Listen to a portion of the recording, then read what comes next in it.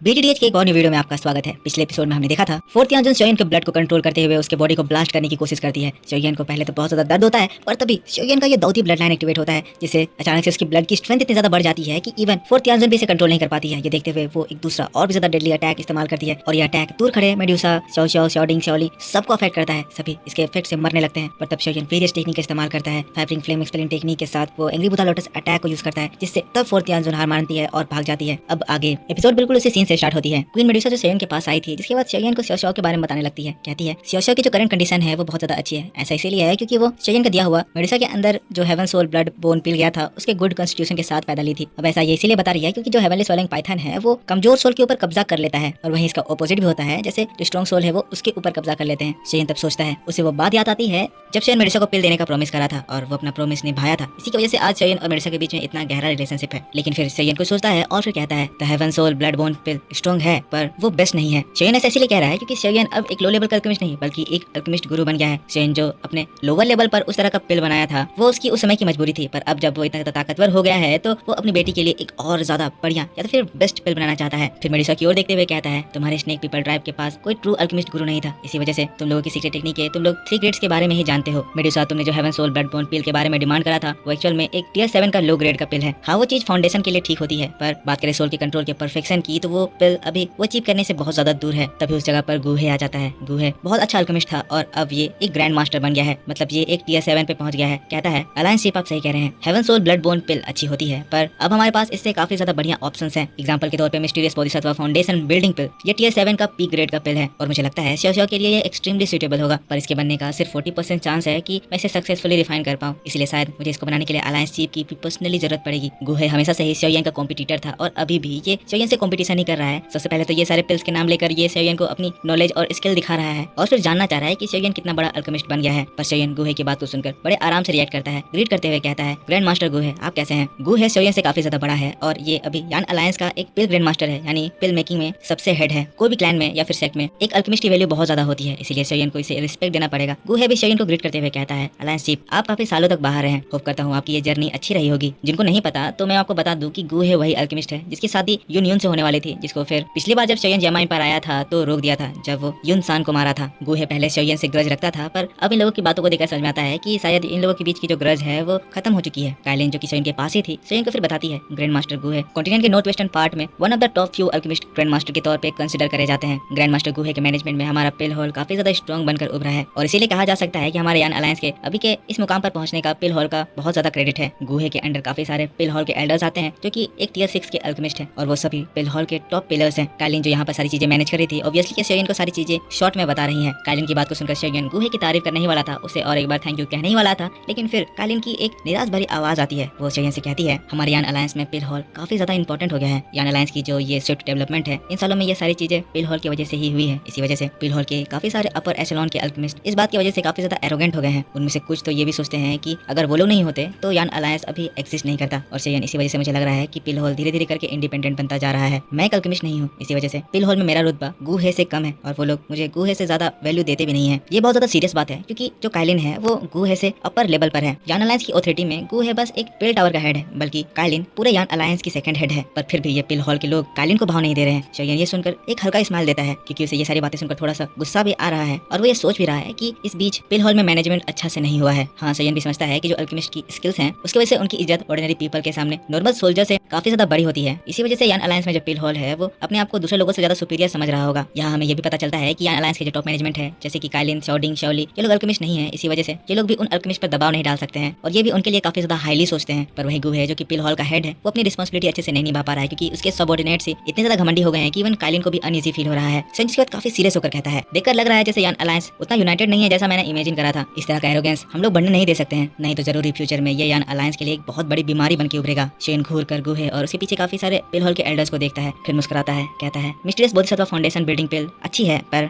ये भी best choice नहीं है। मैं सोच रहा हूँ क्या ग्रैंड मास्टर गुहे कभी भी फर्स्ट स्टार्ट पिल के बारे में सुने हैं? जैसे ही शयन के मुंह से ये नाम निकलता है, बहुत सारे पिल हॉल के एल्डर्स और गुहे ये लोग एक अजीब सा एक्सप्रेशन रिवील करते हैं। ये लोग काफी ज्यादा शॉक थे। कहते हैं टियर 8 का फर्स्ट स्टार्ट पिल। गुहे शॉक्ड होते हुए शयन को देखता है, कहता है क्या अलायंस चीफ ऑलरेडी टियर 8 की मेडिसिनल पिल को रिफाइन कर सकते हैं? शयन यहाँ पर इस तरह की पिल को बनाने की बात इसीलिए कह रहा है क्योंकि शयन यहाँ पे सभी लोगों को अल्केमिस्ट की औकात दिखाना चाहता है। गुहे एक टियर 7 का अल्केमिस्ट है और वो अभी टियर 7 के हाई ग्रेड का मेडिसिनल पिल रिफाइन कर सकता है। इसी वजह से नॉर्थ वेस्टर्न रीजन में ये सभी लोग उसे एक टॉप अल्केमिस्ट के तौर पर देखते हैं। लोगों ने शयन के बारे में सुन रखा है पर अभी भी वो लोग गुहे को ही अपना लीडर मानते हैं क्योंकि वही सेम बात कि एक ऑर्डिनरी पर्सन के सामने एक अल्केमिस्ट का रुतबा ज्यादा होता है। शॉडिंग चौली सभी लोग ये बात सुन रहे थे। सभी लोग शयन को गौर से देख रहे थे। ये सभी लोग शयन को यहाँ की सारी बातें बताए हैं। शयन जिसके बाद कमांड देता है, कहता है एक टियर 8 का medicinal pill number of pill lightning के द्वारा डिफरेंशिएट करा जाता है। एक फर्स्ट स्टार्ट पिल 5 कलर पिल लाइटनिंग गैदर कर सकता है। ग्रैंड मास्टर गुहे, मैं चाहता हूँ कि आप पिल हॉल में कल जाकर सभी अल्केमिस्ट को गैदर करें। मैं कल पब्लिकली वो पिल रिफाइन करूंगा और मैं चाहता हूँ कि सभी लोग उस जगह पर प्रेजेंट रहें और ये ऑर्डर भी पास कर देना कि जो लोग यहाँ पर आने से फेल होंगे उन लोगों को यान अलायंस से इमीडिएटली बाहर निकाल दिया जाएगा। शयन गुस्से में है। फिर कहता है जब मैं यहाँ से गया था तब मैंने पिल हॉल को एक ऑथोरिटी दी थी जो कि दूसरे हॉल पोजेस नहीं कर सकते हैं, पर इतने ज्यादा फेवर करने के बावजूद भी पिल हॉल में अभी भी सिर्फ 5 ही टियर 7 के अल्केमिस्ट हैं। ये बहुत ज्यादा कम है, इनएफिशिएंट है। शयन की बात को सुनकर तो गुहे घबरा जाता है। गुहे एक इंटेलिजेंट पर्सन है। वो समझ रहा है कि शयन ये सारी बातें क्यों कह रहा है। गुहे को भी पिल हॉल के एल्डर्स के बैड हैबिट्स के बारे में पता है और वो समझ रहा है कि वो उन्हें मैनेज भी नहीं कर पा रहा है। पिल हॉल के कुछ एल्डर्स कालिन की भी बात नहीं सुनते हैं। इसीलिए शयन जो कि अब काफी ज्यादा बदल गया है और उसकी अल्केमिस्ट स्किल भी गुहे को काफी ज्यादा एक्सीड कर दी है, तो इसीलिए शयन अब जरूरी सभी को एक सबक सिखाना चाहता है। गुहे ज्यादा कुछ नहीं कहता है, तुरंत ही झुकता है और फिर कहता है अलायंस चीफ अगर आप ये चाहते हैं तो मैं जरूरी जब कल आप आएंगे उस समय तक पिल हॉल के सारे मेंबर्स को गैदर करके रखूंगा। वो लोग वहाँ से चले जाते हैं। शॉडिंग और शॉली शयन के इस रुतबे को देखकर खुश थे, लेकिन फिर वो शयन से कहते हैं क्या ये चीज सही है? अल्केमिस्ट के सामने इतना ज्यादा रूड होना कुछ अल्केमिस्ट को डिस्प्लेजर फील करा सकता है। शयन तुरंत ही कहता है डिस्प्लेजर वो सब एक मामूली अल्केमिस्ट है, आप लोग उन्हीं को ज्यादा ही बड़ा समझ रहे हैं। इस तरह के अल्केमिस्ट सेंट्रल प्लेन में अपने जीने के लिए भी पैसे जुगाड़ नहीं कर पाएंगे। अगर उनमें से कोई भी यहाँ से छोड़ के जाना चाहता है तो हम लोग उससे बेटर अल्केमिस्ट सेंट्रल प्लेन से हायर कर लेंगे। शयन इतना ज्यादा कॉन्फिडेंट इसीलिए है क्योंकि शयन अब यान अलायंस में भी एक वर्म होल क्रिएट कर रहा है जो कि डायरेक्ट फॉरेन स्टार पवेलियन से यान अलायंस को कनेक्ट करेगा। इस तरह से शयन कभी भी वहाँ से यहाँ आना जाना कर सकता है और अल्केमिस्ट को भी भेज सकता है और इन लोगों का रुतबा सेंट्रल प्लेन में इतना ज्यादा हो गया है कि टियर 7 के अल्केमिस्ट तो मामूली बात है, उनसे हाई ग्रेड के अल्केमिस्ट यहाँ पर बड़े खुशी से आ जा सकेंगे। शयन कहता है कल मैं शो के लिए पिल रिफाइन करूंगा और इस मौके का इस्तेमाल करके मैं पिल हॉल में जो गद्दार है या तो फिर जिसमें ज्यादा घमंड आ गया है उन लोगों को सबक सिखाऊंगा। यहाँ पर दोस्तों बस बात घमंड की नहीं है बल्कि कुछ तो अल्केमिस्ट यहाँ पर चोरी वगैरह भी करते हैं। शयन इन सभी लोगों को सबक सिखाने वाला है। पर इसी बात के साथ ये वीडियो यहाँ पर खत्म हो जाता है। आई होप आपको ये वीडियो पसंद आया होगा। वीडियो पसंद आया है इसके ऊपर एक लाइक जरूर कर देना, कमेंट करके बताना कि वीडियो आपको कैसा लगा। इस चैनल पर पहली बार वीडियो देख रहे हो तो चैनल को सब्सक्राइब करके बेल आइकन जरूर से ऑन कर लेना। मैं इसके बाद आपके लिए नेक्स्ट वीडियो मेरे दूसरे चैनल ओताकू सेनपाई 2 पर लेकर आऊंगा, तो उस चैनल को भी जाकर सब्सक्राइब कर लेना। मिलता हूं मैं आपसे नेक्स्ट वीडियो में बहुत जल्द। तब तक के लिए take care, bye and thanks for watching.